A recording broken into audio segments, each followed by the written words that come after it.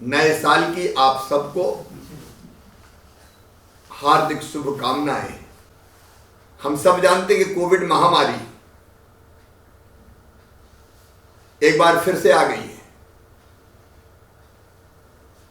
भगवान की कृपा रही है तो प्रार्थना की है, लेकिन मुकाबला हमें करना है। तीसरी लहर आ गई है, केस अब तेजी से बढ़ रहे हैं, देश में भी, दुनिया में भी, देश में भी और मध्य प्रदेश में भी है।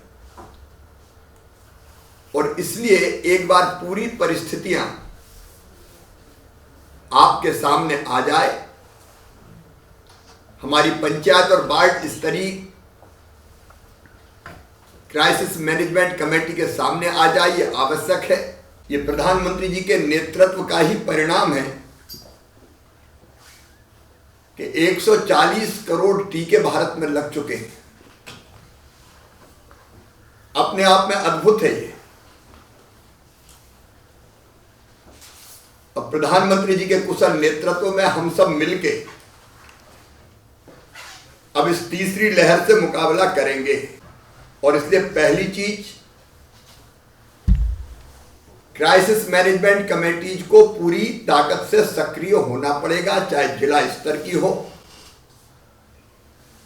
चाहे विकासखंड स्तर की हो, चाहे पंचायत और वार्ड स्तर की हो।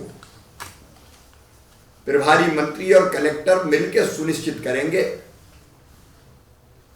कि हमारे माननीय सांसदगण, विधायकगण, समाजसेवी, धर्मगुरुगण कोविड के क्षेत्र में पहले भी जिनने बहुत बेहतर काम किया, हम सबको जोड़ लें।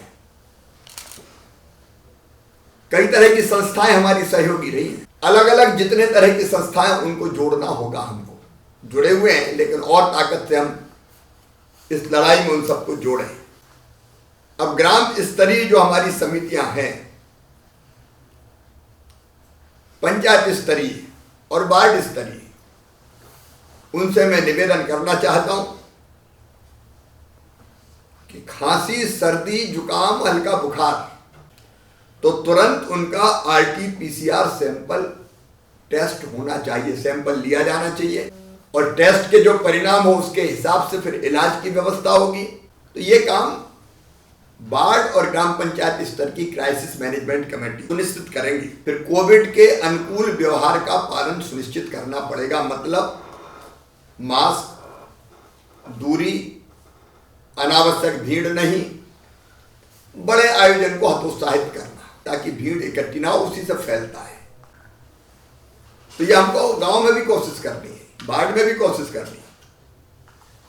और तीसरा काम सबका ही है वो, लेकिन ग्राम पंचायत में या वार्ड में 15 से लेकर 18 वर्ष की उम्र के हमारे बेटे बेटियों का युद्ध स्तर पर वैक्सीनेशन। फिर हमारी ब्लॉक स्तरीय जो कोविड क्राइसिस कमेटीज हैं, उनको दो चीजें तो सबको करनी है, कोविड एप्रोप्रिएट बिहेवियर और वैक्सीनेशन पूरे ब्लॉक में सुनिश्चित करवाना। और अगर कहीं रह गए हैं पहले डोज और दूसरे डोज के लिए, तो खोज को उनको भी लगवाना है। लेकिन उनको ब्लॉक स्तरीय चिकित्सा अधिकारियों के साथ, SDM के साथ मिलके समन्वय करके टेस्टिंग को बढ़ाना पड़ेगा। तो टेस्ट कैसे बढ़े इसकी चिंता करें। और ब्लॉक स्तर पे कोविड केयर सेंटर कहां बनाया जाए ये तय कर लें। और ये हर एक अस्पताल में भर्ती हो इसकी जरूरत नहीं है।